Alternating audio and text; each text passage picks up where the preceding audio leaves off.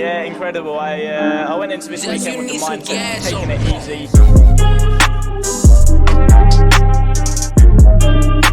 Interesting race.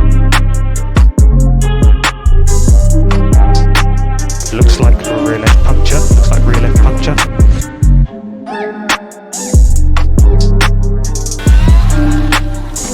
What the f was he doing?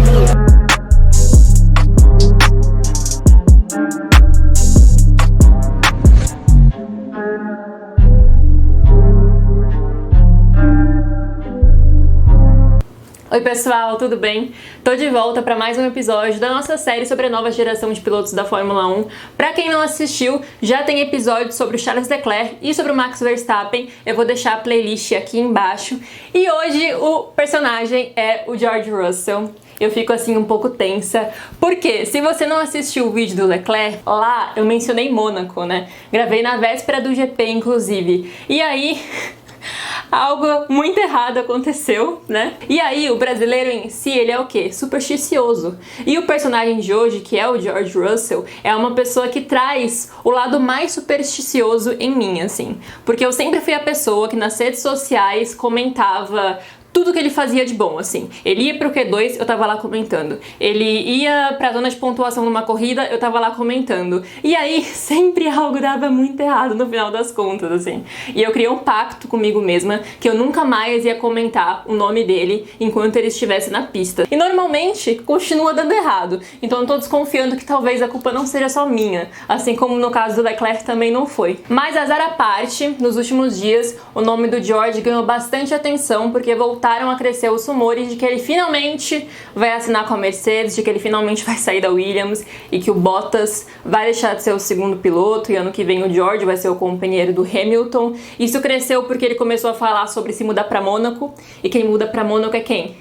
É quem não quer pagar imposto. Quem não quer pagar imposto ganha muito, e esse não é o caso dele hoje em dia. Então aí começaram a crescer os rumores, além dele tá fazendo uns posts enigmáticos do tipo esperando pacientemente no Twitter com uma foto olhando pro nada. Talvez seja uma pressão discreta, ou talvez ele já saiba de algo que a gente não sabe. Mas, sem mais delongas, vamos falar sobre essa pessoa, sobre este britânico, a trajetória de George Russell. George William Russell nasceu em 15 de fevereiro de 1998 em Kings Lynn, no Reino Unido, e ele é filho de Steve e Alison Russell. O pai dele tinha uma loja de grãos e a mãe dele era cabeleireira. E a história da família Russell é bastante diferente da do Verstappen e do Leclerc, que mesmo, por exemplo, no caso do Leclerc, o pai dele tinha uma outra profissão, mas ele chegou, né, a correr, a ser envolvido com automobilismo, chegou à Fórmula 3, o que não dá pra dizer que é pouca coisa. No caso do George Russell, a ligação da família com o automobilismo começou meio tardiamente, digamos assim. Quem trouxe o kart para a vida dos Russell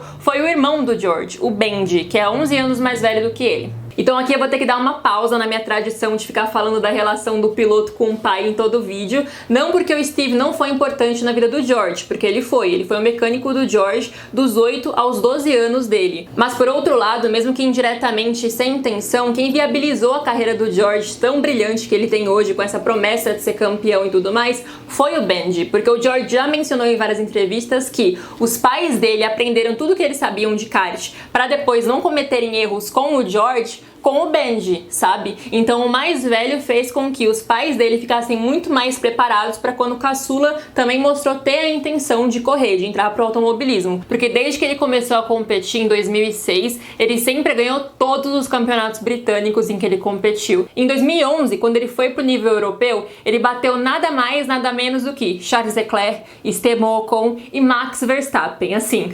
Tá pouco, né? Em 2011, quando ele subiu pro nível europeu com 13 anos de idade, a família dele já estava 100% concentrada nele. Porque nos primeiros anos, o pai dele acompanhava o Benji, o irmão mais velho, e a mãe acompanhava o George. Então ela também era mecânica dele, de vez em quando o pai não podia ir, quando coincidiam as corridas. E aí, quando ele tinha 13 e 14 anos, o Benji já tinha parado de competir. Ele competiu ali até o começo dos 20 anos, chegou a ser campeão mundial de kart, mas aí ele parou e a família pôde se concentrar 100% na na carreira do George. Inclusive, importante destacar que de início, assim, no kart, a família deles bancava tudo sozinha. Eles não tinham patrocinadores, assim, sabe? Isso era uma coisa importante caso ele quisesse continuar pro mundo dos fórmulas e tudo mais, mas na época do kart, a família bancava sozinha. Ah, e uma coisa que eu queria destacar aqui sobre o padrão de vida dos Russell, que eu quase esqueci, é que apesar deles não serem ricos e tudo mais, eles têm umas coisas, né, uns hobbies que eu acho que são muito estranhos pra nós, brasileiros, assim. A irmã mais velha do George, que inclusive é mais velha do que o Benji,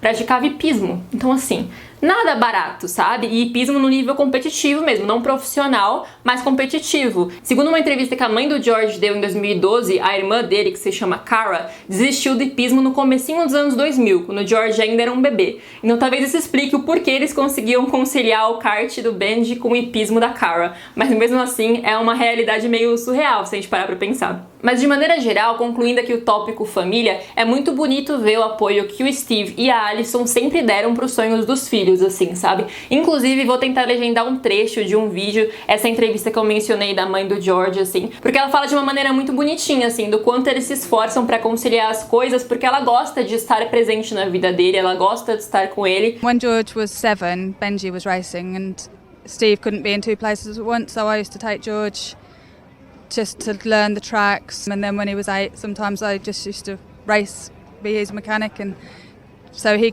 could get time, you know, when he was young, ready for when he did start competitive racing. So I enjoy all that, and I enjoy being with him, and I enjoy spending time with him, and as a family that's what we want to be part of our sons' lives. Inclusive, outro detalhe sobre essa entrevista da mãe do George é que é um recorte de um vídeo maior, em que inclusive esse jornalista fala, né, chega a conversar com o George sobre a temporada que ele teve no Campeonato Europeu de Kart, em que ele foi campeão, mas num ano de muitas mudanças. Por quê? Porque ele teve o tal do estirão e ficou simplesmente gigantesco, muito alto. E aqui é um momento que eu quero fazer uma pausa para falar de uma coisa que eu acho que eu nunca falei demais, assim, em outros perfis, que é a importância da altura e do peso no mundo da Fórmula 1, né? O George tem 1,85 de altura. Isso é muito alto para um piloto de Fórmula 1. Tanto que recentemente saiu um vídeo com os chefões das equipes e o Toto Wolff fala que nunca ele poderia ser um piloto de Fórmula 1 porque ele é alto demais para isso. E sim, ele é ali 1 centímetro mais alto do que o George, ele passa de 1,90, mas mesmo assim, 1,85, 1,86 já é um pesadelo para você colocar ali num chassi de Fórmula 1, sabe? Porque o padrão é 1,70 e alguma coisa. E isso é uma coisa notável nos pilotos de Fórmula 1, né? Eles treinam, mas não é pra ficar grandão. É só pra realmente ficar definido, e a única parte que eles ganham algum tipo de volume é o pescoço, que eles ficam pescoçudos pra conseguir aguentar a força G, só. Mas no final das contas ele conseguiu superar esse problema, tanto que ele ganhou o Campeonato Europeu de Kart no ano em que ele teve o estirão, e a questão de pilotos mais altos é que eles têm que ser mais vigilantes a respeito de dieta e tudo mais, porque os carros são ainda mais sob medida que os de outros pilotos. Mas voltando para a linha do tempo, depois de ganhar de pessoas que hoje são pilotos da Ferrari, da RBR e também são cotados para ser campeões de Fórmula 1, em 2014 ele decidiu subir de nível e ir para o mundo das fórmulas e conciliar a Fórmula Renault com a Fórmula 4 britânica. E foi nessa época, no auge de seus 16 anos, que George Russell enfrentou seu primeiro desafio para chegar até a Fórmula 1, que foi: existia uma regra para o Reino Unido que ainda bem não existe mais, de que para os pilotos britânicos conseguirem a licença para correr internacionalmente, eles precisavam de um X número de assinaturas. E para isso, eles precisavam correr em categorias que não fossem o kart. O que não seria um problema se a Fórmula 4 começasse antes da Fórmula Renault, porque como eu falei, ele ia conciliar os dois, né? E ele não precisava de muitas corridas, era coisa de 1, 2 corridas para ele conseguir as assinaturas. Mas a questão é, a Fórmula Renault começava antes da Fórmula 4, então ele ia perder pelo menos uma etapa da Fórmula Renault, o que assim, uma etapa na Fórmula 1 já é muita coisa. Nas fórmulas abaixo é ainda mais, vale 10 vezes mais, porque são campeonatos mais enxutos. Então o Russell teve que ir lá e arranjar uma solução para poder correr desde o início na Fórmula Renault, e essa solução foi: correr na Citroën 2 cavalos. Para quem não conhece, a Citroën 2 cavalos é uma categoria tradicional de automobilismo no Reino Unido, só podia ser, né? Em que os carros parecem carros do Mr. Bean, assim. E é uma categoria bem curtinha. No caso do George, ele disputou 2 corridas e acabou. Esse era realmente o campeonato, assim. Não é que ele disputou só uma parte, ele disputou o campeonato inteiro. Mas e aí, né? Ele lutou esse tanto, disputou uma categoria totalmente aleatória só para conseguir a licença e foi para a Fórmula Renault e para a Fórmula 4 britânica. E valeu a pena. Ele ganhou a Fórmula 4 britânica. Na Fórmula Renault, ele teve mais problemas, só que era um problema com o carro mesmo, com o chassi que eles tinham na Fórmula Renault. Não sei dizer, como eu mencionei antes, se tinha alguma coisa com a altura dele comprometeu o desenvolvimento do carro, mas o fato é, quando você tem um chassi problemático, é muito complicado, porque é uma coisa difícil de você refazer, ainda mais numa fórmula que não tem tanto patrocínio. E nessa época ainda, ele não tinha apoio de nenhuma equipe de Fórmula 1, e ele tinha 16 anos. A essa altura, vários outros pilotos ou tinham apoios de algum programa de juniores da Fórmula 1, ou caso não tivessem, já tinham um empresário que estava trabalhando para isso, e não era o caso do George. Inclusive, ele menciona que foi nesse período, assim, 2014 a 2016, que ele realmente pensou em desistir do sonho e fazer outra coisa. Só que assim, pra deixar claro, ele pensou em desistir da Fórmula 1 para poder correr em outra categoria. Inclusive, a gente vai chegar logo que ele teve a oportunidade de correr em outra categoria que não era a Fórmula 1. Ele pensou muito em ir e acabou desistindo, mas não vou dar muito spoiler, a gente já chega lá. Mas de volta a 2014, se vocês acham que o ano dele acabou ali com a vitória na Fórmula 4 britânica, vocês estão bem enganados. Foi ali que começou uma virada na carreira do George Russell e em parte graças à ousadia e alegria que ele mesmo teve. Isso porque, em primeiro lugar, ele ganhou um prêmio que era oferecido pela McLaren de jovens pilotos britânicos, ali ao melhor jovem piloto britânico do ano, em que eles tinham que fazer alguns testes em alguns carros para provar o potencial. Não era uma coisa só ali de você ganhar o campeonato e ser premiado, sabe? Não era isso. E aí ele fez testes com o carro da DTM. Eu não vou tentar pronunciar a sigla porque tá em alemão. Mas enfim, ele fez os testes com o carro dessa categoria, que é uma categoria de carros de turismo, e ele foi super bem, e isso foi uma das coisas que contou para ele ganhar esse prêmio da McLaren. E aí no ano seguinte, no começo de 2015, que ele ia correr pela Fórmula 3 europeia, eu já expliquei isso inclusive no vídeo do Leclerc. A GP3 e a Fórmula 3 europeia são o mesmo campeonato, mas antigamente eram campeonatos diferentes. Mas enfim, temporada seguinte, 2015, ele estava lá se preparando para estrear pela Fórmula 3 europeia, quando ele recebe um e-mail de um engenheiro da BMW, que compete na DTM, né? Montadoras grandes competem lá na DTM. E ele recebeu este e-mail com uma proposta para ser piloto reserva da BMW na categoria em 2016. E ele já comentou, inclusive ele comentou isso no podcast que a Fórmula 1 produz, que essa foi a época em que ele pensou em desistir de Fórmula 1, porque a proposta era muito boa. Pela primeira vez na vida, em vez de ficar gastando dinheiro do próprio bolso para poder competir, ele ia ganhar. Então ele falou que ele realmente pensou em desistir, até porque àquela altura ele tinha 17 anos e nenhuma equipe de Fórmula 1 tinha manifestado um interesse. Se você olhar, outros pilotos pelo menos já tinham conversado com as equipes nessa altura do campeonato. O Max Verstappen estava estreando na Fórmula 1 com 17 anos de idade, né? Então o George falou que ele estava já desanimado e achando que não ia dar em nada e que era melhor investir em outra coisa. Só que, ao mesmo tempo, paralelamente a essa história, e não esqueçam, tá? É paralelamente, as duas aconteceram no final de 2014 e 2015. No final de 2014, depois de ganhar a Fórmula 4 britânica, ele decidiu mandar um e-mail pro Toto Wolff. Sim, pro Toto Wolff. Ele conseguiu o endereço de e-mail dele e achou que era uma boa ideia mandar o currículo dele pro Toto Wolff por e-mail. Assim, bem ousado mesmo, autoconfiança ali. E isso, inclusive, é uma característica muito conhecida dele, que ele adora ficar mandando currículos e mostrando PowerPoints para poder mostrar as qualidades dele e provar o ponto do porquê ele deveria ser contratado. Bem gente como a gente, por isso que eu gosto de George Russell. Mas enfim, ele falou que ele mandou esse e-mail bem despretensiosamente, assim, sabe aquela mensagem que você manda e joga o celular pro lado achando, meu Deus, o que eu fiz, como eu sou ridículo? Então, ele mandou assim e foi dormir. No dia seguinte, quando ele acordou e pegou o celular, ele viu que não apenas Toto Wolff tinha respondido, como tinha respondido 15 minutos depois dele mandar o e-mail e tinha falado para ele pegar o contato ali da secretária dele, qualquer coisa do tipo, para marcar uma reunião pessoalmente, cara a cara com Toto Wolff, vivendo o sonho.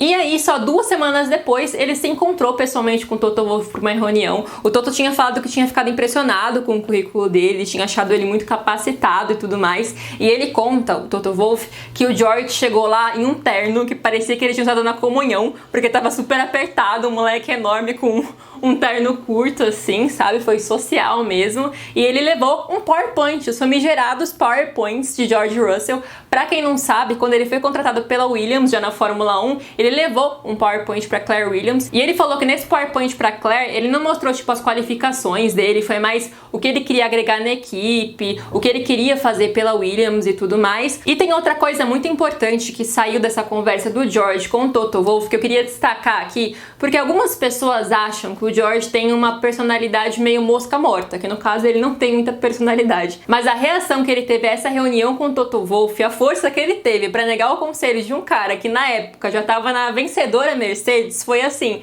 surpreendente pra dizer o mínimo. Porque nesse encontro com o Toto Wolff, ele falou que ele tava em dúvida com qual equipe da Fórmula 3 europeia ele assinava. Tinha a Carlin, que é uma equipe britânica, e a Mook, que é uma equipe que corria com motores Mercedes, né? A outra, a Carlin, corria com motores Volkswagen. Então, assim, claramente, né, o Toto Wolff falou que ele deveria assinar com a Mook. Inclusive, desculpa se eu estiver pronunciando errado, porque é alemão. E assim, meu conhecimento de alemão é Volkswagen. Mas enfim, o Toto falou que ele deveria assinar com a equipe que corria com motores Mercedes. E depois de 2 semanas, ele mandou um e-mail pro Toto falando assim: muito obrigado pelo seu conselho, mas eu vou assinar com a Carlin, porque eu me senti melhor lá e eu acho que vai dar mais certo pra mim, porque eu sou britânica, é uma equipe britânica e tudo mais. E assim, no final das contas, a gente pode dizer que deu tudo certo, porque ele chegou na Fórmula 1, ele tem um vínculo de 10 anos com o Toto Wolff, que só acaba mais ou menos em 2025, 2026, e ano que vem ele tem tudo pra virar o companheiro de Lewis Hamilton. Então dá pra dizer que deu tudo certo, mas a questão é, em 2015 ele ficou em 6º lugar na Fórmula 3 europeia, não foi um bom ano, e aí no ano seguinte tanto não deu muito certo com a Carlin que ele acabou indo pra High-Tech e ficou em 3º lugar, que também não foi nada tão brilhante assim. Ele perdeu pro Lance Stroll o campeonato, e assim, pra poder falar, né, que quem diz que o Lance Stroll é só um pay driver, ele tem ali umas vitórias impressionantes e venceu de pessoas que são muito mais hypadas do que ele ali, não querendo dizer que ele é tão bom quanto o George Russell, mas que não dá pra tirar isso dele, sabe? Que ele ganhou de pessoas que são cotadas como futuros campeões. E em paralelo com essas participações dele na Fórmula 3 europeia, dá pra dizer inclusive que a parte mais emocionante da trajetória do George são os bastidores ali de negociações e tudo mais, porque foi um caminho difícil, que teve muita ida e muita volta. O que ele não tem de polêmica, tem de coisa complicada nos bastidores da carreira dele em si. Mas o que importa é, como eu mencionei mais cedo, a BMW queria o George para ser piloto reserva da equipe em 2016 na DTM. Ao longo de 2015 ele fez vários testes no carro da BMW em que a referência eram os pilotos que já corriam na categoria, sabe? E aí ele foi lá fazer os testes e ele simplesmente foi melhor do que todos.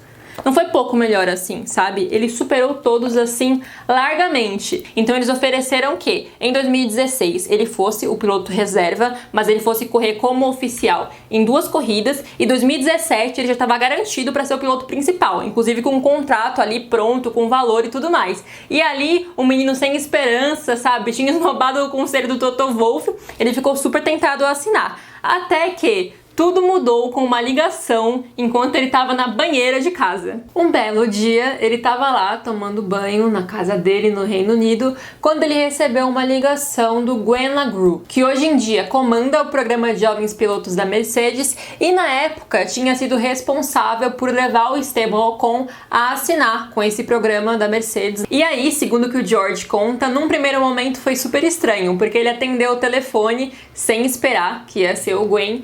E aí deu aquele eco do banheiro, né? E lá o Gwen falando que ele acompanhava ele desde a época do kart, que ele gostava muito do trabalho dele e ele tinha ficado sabendo da proposta da BMW. E aí ele foi lá falar com o Toto Wolff, tipo, meu, vamos fazer uma contraproposta, ele é muito bom e tudo mais. E aí ele convidou o George pra ir num simulador da Mercedes, pra poder mostrar que valia a pena assinar ele. E ali foi o ponto determinante, assim, a encruzilhada na vida do George, porque ele tinha que decidir se ele preferia um projeto estável, que ia dar 20 anos de estabilidade pra ele no automobilismo, ou se ele ia apostar na Mercedes, que não era nenhuma garantia de que ele ia conseguir algum contrato, era realmente um teste no simulador, e se ele fosse bem, poderia rolar dele conseguir entrar para o programa de jovens pilotos. E assim, aqui é uma coisa importante de destacar, que eu já falei em outros momentos sobre patrocínio e tudo mais, que ele estava na Fórmula 3 europeia. Então o caminho era GP3, Fórmula 2, Fórmula 1. E GP3 e Fórmula 2 já são categorias bem mais caras, assim.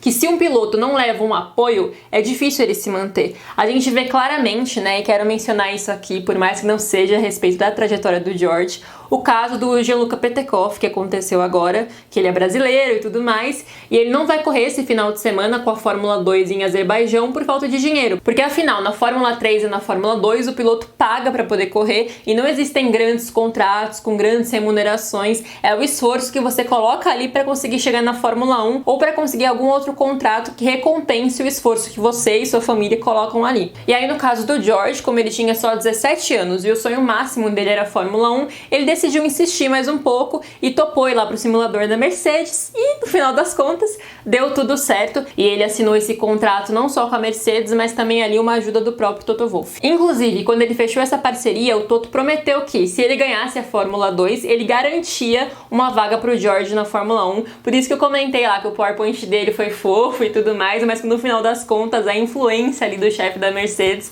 também contou demais, né? Mas enfim, assinado pela Mercedes, já ali com uma tranquilidade no horizonte, ele assinou com a Art Grand Prix para poder disputar a GP3, que ele ganhou, e no ano seguinte para poder disputar a Fórmula 2, que ele ganhou também. E aqui eu quero pontuar um negócio. Muitas pessoas, quando vem a carreira do George na Fórmula 1, não entendem de onde vem o hype, né? Porque afinal ele não fez nada muito impressionante, principalmente quando a gente fala o tempo dele na Williams, né? Teve aquela participação ali na Mercedes que foi impressionante, mas querendo ou não é uma corrida só, você pode falar que foi um fato isolado. Mas o fato é, o resto do histórico dele é muito bom. Ele ganhou de outros pilotos que são muito bons e são tão bem cotados ali quanto ele. Então, quando a gente olha para essa carreira pregressa, para a juventude que ele teve nas categorias de base e tudo mais, é explicável o hype que ele chegou na Fórmula 1, sabe? Até quando você vê as pessoas que cercam ele, sabe? O tipo de pessoa que apostou nele. Claro que muitas pessoas não convertem o sucesso que elas tiveram nas categorias como Fórmula 2 e Fórmula 3 quando chegam na Fórmula 1. Mas eu acho que é cedo demais para falar que isso é o caso do George. Temos que esperar aí para ver o que vai acontecer no futuro. Inclusive porque quando a gente fala da carreira dele na Fórmula 2, ele bateu o recorde de pontos da história da competição. Claro que você pode relativizar, falar aí de competição dos pilotos, competição de carros, mas o fato é, ele segura esse recorde. Ele foi primeiro colocado em um ano em que o segundo foi o Lando Norris e o terceiro o Alex Albon, que inclusive é super amigo dele. O Alex Albon é tipo o melhor amigo do George Russell. E assim, é um pódio de respeito, foi um ano muito forte na Fórmula 2, tanto que os três viraram rookies, né, estrearam na Fórmula 1 no ano seguinte. E aí chegamos no tópico sensível, George Russell na Fórmula 1. Eu acabei de mencionar aqui, né, as pessoas que dividiram o pódio com ele no campeonato da Fórmula 2, pessoas de respeito que foram para McLaren e para Red Bull, né, no caso do Alex Albon ele foi primeiro para Toro Rosso, mas depois acabou na Red Bull, ou seja, equipes competitivas, equipes que estavam sempre disputando pontos, né, pelo menos pontos, assim. Enquanto isso ele foi para Williams, que era uma equipe que já estava decadente, que já estava ali no fim de grid, disputando com Haas. E aparentemente, pelo menos pelo que ele sempre mostrou nas entrevistas, ele nunca encarou isso como um karma, sabe? Ele encarava como uma fase de transição.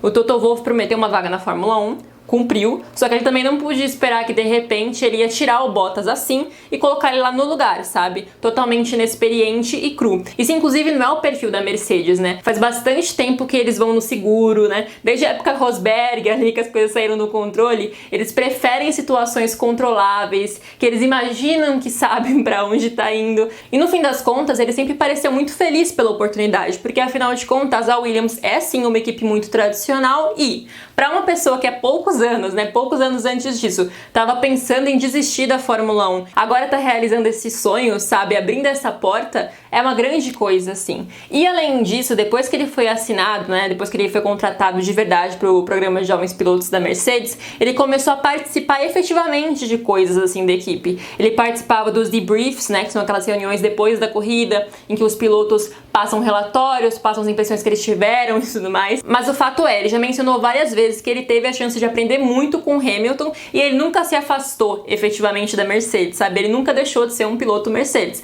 Tanto que agora, hoje em dia, nos rádios, ele já mencionou o Hamilton e o Bottas como my teammates, né? Meus companheiros de equipe. Porque efetivamente é isso que ele é, por mais que ele esteja correndo em outra equipe, é um empréstimo, né? Inclusive eu mencionei isso lá no vídeo do Leclerc, quando eu falei do Jules Bianchi e tudo mais, sobre a relação de algumas equipes maiores de darem um motor, né? Ou alguma outra coisa do tipo para uma equipe menor e em troca eles ficam lá com o piloto, amadurecendo o piloto para depois ele ir para a equipe maior. E assim, para Williams é uma troca maravilhosa, né? Porque afinal o George é um piloto bastante forte, é um piloto promessa, e ele tá lá por um preço barato, amadurecendo e ajudando bastante eles, assim, porque os engenheiros já mencionaram, inclusive, que quando ele teve que ir lá, né, substituir o Hamilton no GP de Sakir, ele fez falta, o feedback dele fez falta. Finalmente, indo para a parte final do vídeo, vamos comentar a carreira de George Russell na Fórmula 1, assim. O problema é, não tem muito o que dizer, né? A situação dele é bem complicada, desde 2019, desde que ele estreou, é bastante complicada. Do primeiro ano e até agora, eu acho que o maior destaque talvez seja o quanto ele consegue ser melhor que o companheiro de equipe. Em 2019, o companheiro dele era o Kubica, que é muito mais experiente do que ele, e por mais que o Kubica tenha conseguido pontos e o George não, no final das contas, quando você olha para as estatísticas, você vê que o George foi muito bem, sabe? Ele foi melhor em todos os classificatórios em comparação com o companheiro de equipe dele, e isso é algo que ele mantém até hoje também com o Latifi. Inclusive, em 2019, o George, o Lando e o Alex fizeram um vídeo para eleger ali o Rookie do ano entre si, e assim, o PowerPoint que o George fez para poder falar o porquê ele deveria ser o melhor do ano é muito, muito engraçado, assim. Porque ele coloca, tipo, posições ganhas na primeira volta. E aí, tipo, ele é a pessoa que mais ganhou, mas também ele largou de último, sabe? Então ficava meio fácil, mais fácil para ele do que para os outros que largavam bem na frente. Enfim, é bastante engraçado, mas ao mesmo tempo um pouco trágico. E aí chega 2020, uma temporada mais curta. Em teoria, quando a gente olha a classificação, não foi muita coisa que mudou, mas na prática aconteceu bastante coisa no ano do George, assim. O primeiro semestre, ele se dedicou bastante à mídia, fez vários vídeos para vários canais no YouTube, ganhou vários GPs virtuais, inclusive assim, só virtualmente mesmo pra ele ganhar GP hoje em dia, mas tudo bem, ele ganhou vários GPs virtuais.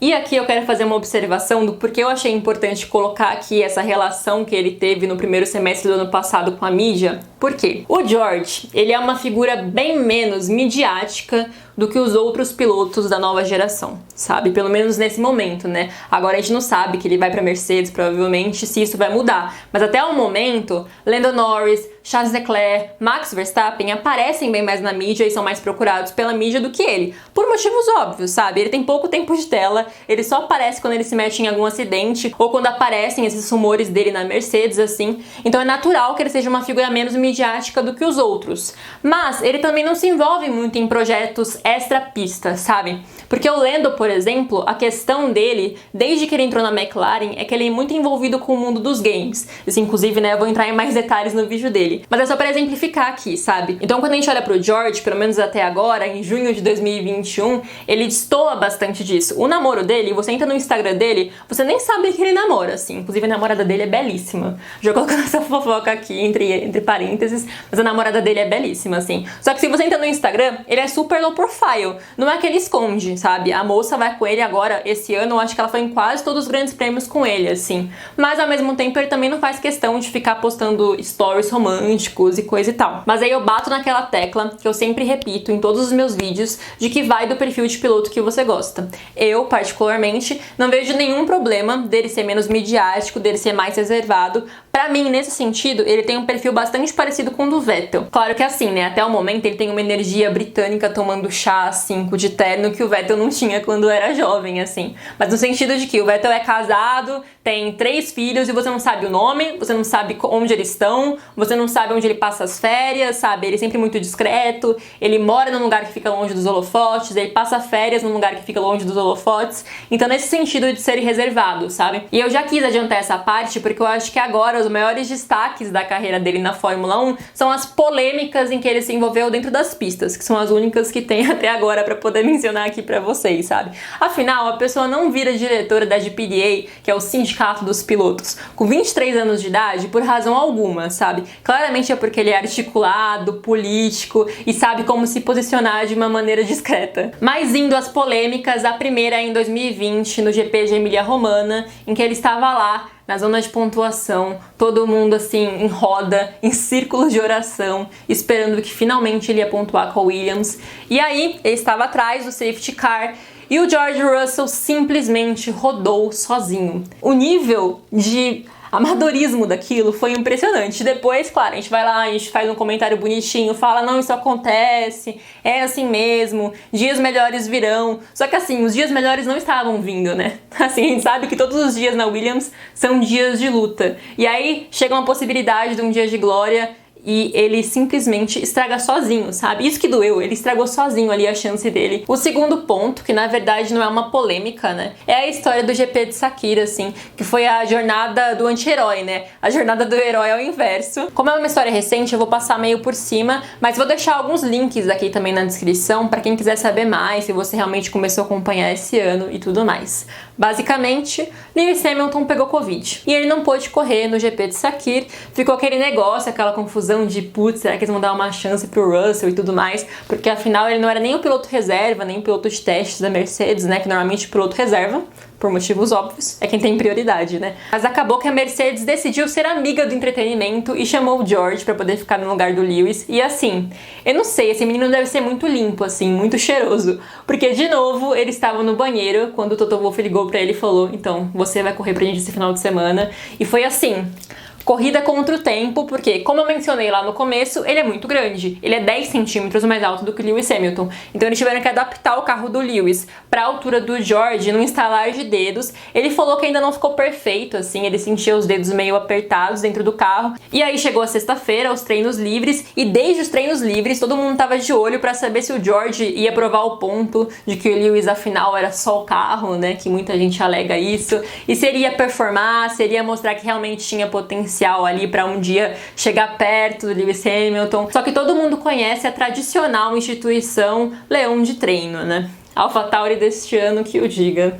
Risos tristes. Então, claramente, a expectativa crescia do que ele ia fazer no classificatório, em que conhecidamente ele era bom, era um ponto forte dele, e o que ele ia fazer na corrida, que era conhecidamente um ponto fraco, em que de vez em quando ele fazia besteira, principalmente sob pressão. E no final das contas, o trabalho do George de sexta a domingo foi impecável. Pena que não pode se dizer o mesmo da heptacampeã Mercedes, que simplesmente choveu no desfile do George Russell e de todos os fãs. Juro, gente, esse dia eu fiquei assim tão exaltada com essa corrida que eu fiquei batendo na minha perna sem reparar e minha perna ficou toda vermelha assim. Era de emoção feliz no momento em que eu fiz isso. E depois eu só fiquei super chateada, triste e com as pernas vermelhas. O que aconteceu foi, apesar de ter ido muito bem, o George não conseguiu pole position por bem pouquinho assim e largou na segunda posição. Só que o Bottas é conhecido por não ser exatamente a pessoa mais brilhante nas largadas, então ele perdeu a posição logo de começo, assim, e foi metade da corrida ali com o George tranquilamente na liderança,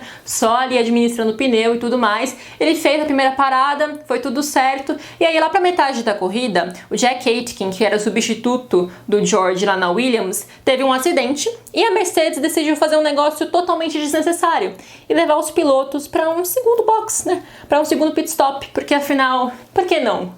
Por que perder a chance de colocar pneus novos, né? Por quê? Não sei por quê. E foi ali que aconteceu aquela famosa lambança, né, do George entrar, eles não estarem prontos e colocarem os pneus do Bottas no carro do George, o que é proibido, né, cada um tem seus próprios pneus, cada um no seu quadrado. E aí ele teve que voltar de novo para os boxes para poder colocar os pneus dele. Mesmo assim, ele estava ali na quinta posição, ele conseguiu ir para a segunda, ultrapassando todo mundo assim como um raio, super rápido, e de repente vem ali a vozinha no rádio, a vozinha do demônio. Eu só vi a palavra puncture, gente, tipo, Furo no pneu. O pneu dele estava furado, na segunda posição, com ele ali no cangote do Pérez. Ele teve que voltar para os boxes para trocar o pneu de novo. E aí ele tava lá no final do grid, ainda conseguiu uma 9ª posição heróica. Inclusive eu lembro que no Twitter tava todo mundo incrédulo, porque, meu Deus, era uma maldição. Ele nunca ia ganhar um ponto, nem com a Mercedes do Lewis Hamilton, sabe? Uma equipe heptacampeã, que nunca comete um erro desses. Esse ano eles cometeram ali um erro, mas querendo ou não, também teve ali um lado do acaso, sabe? Ali não, foi erro 100% deles, em Sakir foi erro 100% deles. Uma coisa... Eu acho que nem no pior pesadelo ele imaginava que um dia de sonho ia terminar daquela maneira. E nem a gente que gosta dele. E aí chega 2021 com o único destaque do George Russell até o momento no ano, que é também, de novo, o GP de Emília-Romagna, agora, né, numa época do ano diferente, mas novamente cheio de emoções não positivas para George Russell. Para quem não assistiu a corrida, o George estava disputando a posição com Bottas, tentando ultrapassar o Bottas, né? Isso aconteceu ali, a Williams tentando ultrapassar uma Mercedes em pleno 2021, mas enfim. E eu acho que ele se empolgou ali com a situação, com a possibilidade de poder ultrapassar o cara que tá no carro que teoricamente é dele, né? Que ele espera que seja dele pelo menos.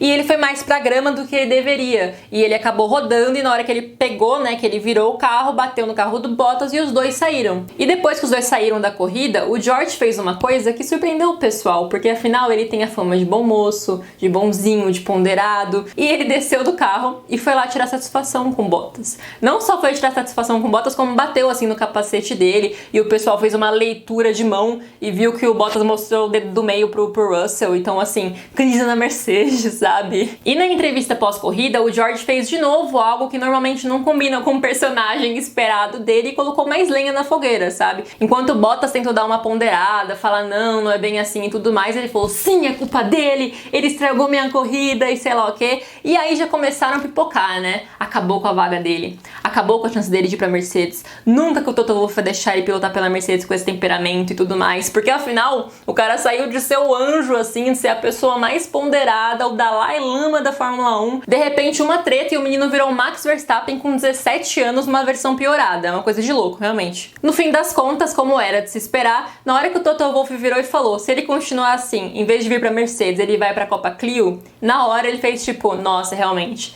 estava errado, passei do ponto. E assim, gente, textos assim, bons, os textos dele de desculpa são bons, assim, não são texto padrão global, não. E assim, não querendo assumir aqui o papel de advogada de piloto, até porque eu não coloco minha mão no fogo por quase ninguém, mas a maioria das polêmicas em que o George se mete são maximizadas pela forma que a imprensa cobre, sabe? A imprensa especializada cobre, assim. Porque, por exemplo, já saíram várias notícias falando que, em teoria, o Hamilton e o George Russell não conversam. E aí a fonte é sempre o famoso pessoas próximas ao piloto, sabe? E aí o Hamilton vem negar, o Russell vem negar, os dois têm que aparecer conversando pré-corrida pra poder provar que não, a gente se dá bem ainda, sabe? Como se eles tivessem que ser melhores amigos pra conseguir trabalhar bem juntos, sabe? O Bottas e o Lewis Hamilton são melhores amigos. Ah, e outro exemplo que é bastante bom. Esse ano saiu uma coluna de uma jornalista chamada Juliane Cesaroli. Ela é muito, muito boa, assim. Ela tá ali em cima junto com Mariana Becker, de mídia especializada em Fórmula 1, assim. Inclusive ela é produtora da Band, tá lá nas corridas junto com a Mari Becker e etc. E ela tem um blog que é pessoal, em que ela posta drops da Ju, em que são impressões dela de bastidores, informações que ela tem lá de dentro do paddock, né? Porque afinal ela tem muitas fontes quentes, exclusivas de quem tá lá. E aí ela soltou, eu não vou lembrar em qual GP foi, mas ela soltou uma coluna em que ela falava sobre o comportamento do Russell, que teria mudado muito desde 2019, assim, sabe? Desde que entrou na Fórmula 1, ele teria se transformado em outra pessoa, perdido o ar de menino inocente que ele tinha no início e teria se intensificado depois que ele foi lá fazer a visita dele na Mercedes, que quando ele voltou, ele estaria pedindo tratamento especial nos voos, porque, né, muitas equipes, a McLaren, a Williams, fretam aviões para todo mundo ir junto pros GPs, né, tanto os mecânicos quanto os pilotos, assim, e que ele estaria pedindo tratamento especial, que era uma coisa que ele não fazia no começo, e que ele não estaria mais muito conversando com o povo, estaria sendo meio estrelão, assim. Que nem eu disse antes, eu não ponho minha mão no fogo por quase ninguém bem, assim, de que isso não é verdade, ainda mais porque ela realmente é muito, muito boa no que ela faz. Com certeza ela tem fontes confiáveis, caso contrário ela não teria publicado. Mas a questão é, inclusive eu acho que isso é algo que faltou eu comentar lá no vídeo do Verstappen e que eu também vou acabar comentando no vídeo do Lando Norris, assim. Esses caras têm 20 e poucos anos de idade, sabe? E aí eles chegam ali no auge do esporte, com 20 e poucos anos de idade. E, no caso do Russell especificamente, aquilo ali não é a realidade da família dele, sabe? Ele não nasceu num ambiente de Fórmula 1, ele não tem pai que correu naquilo ali, sabe? Eu espero que ele não fique deslumbrado. Não que eu concorde com isso, não que eu concorde com a arrogância, até porque se agora ele é arrogante, isso já é uma coisa que fazia parte dele antes, né? Ninguém vira assim arrogante sem ter isso ali dentro guardado pra quando tiver uma chance. Mas ao mesmo tempo eu acho normal, até um certo nível, ele se deslumbrar com a realidade de ter ido pra Mercedes e depois ter que voltar pra Williams, sabe? Eu fico pensando se talvez não é o fato de que ele experimentou o melhor e agora ele tem que lidar com o pior e ele tá de saco cheio, porque teoricamente ele ficaria lá até o final de 2020, é 2021 e ele ainda está lá, sabe? Então, será que não é isso? Eu fico refletindo, sabe? Será que em vez de arrogância, não é só aquele momento em que você tá no 4º ano da faculdade e você não aguenta mais, assim, você só quer o diploma porque você quer ir pra outra fase, você quer dar um upgrade na sua vida? No caso da faculdade, nem sempre se formar é um upgrade, mas enfim. No caso do George Russell, sair da Williams pra ir pra Mercedes é um upgrade. Então eu fico pensando se esse comportamento um pouco arisco e menos doce em relação ao que ele tinha em 2019 não é isso do saco cheio, né? Porque todo mundo brincava, como vai ser ele provar a Mercedes, provar o melhor carro e aí voltar pro Celta 1.0. E é isso, pessoal. No final das contas, eu acho que eu fui bastante advogada do George Russell, né? Mas é que eu não consigo evitar, assim. De um lado, eu me compadeço da situação de um cara que subiu ali com companheiros, que nem o Lando Norris e o Alex Albon, que já ganharam pódios, e ele tá ali preso naquele carro, na chance que ele teve, deu tudo errado. E eu gosto muito do George, como vocês já puderam reparar, apesar desses rumores sobre o comportamento dele, eu só confio quando eu vier de várias fontes diferentes, sabe? Aí eu vou acreditar e realmente rever os meus conceitos sobre ele, mas por enquanto eu ainda espero que ele finalmente seja confirmado na Mercedes e que ano que vem ele seja a dupla do Hamilton, pra gente ter essa renovação, pra gente chacoalhar um pouco ali as estruturas da Mercedes. E eu espero e torço sim, confesso, pra que ele seja campeão de Fórmula 1 um dia, assim. Eu gosto bastante da personalidade dele e os pilotos britânicos são o meu fraco. Então é isso por hoje, eu espero ter conseguido englobar vários pontos importantes da vida dele nesses 30 minutos, que vocês tenham ficado sabendo de alguma coisa nova. Se vocês gostaram ou têm críticas construtivas, por favor, deixem aqui nos comentários ideias de vídeo, a mesma coisa. Tô ansiosa pro GP do Azerbaijão de amanhã, assim, espero não ter zicado muito ninguém neste vídeo. Normalmente é um GP que eu gosto bastante. E a gente se vê daqui a 15 dias com o vídeo do Lando Norris. Um beijo.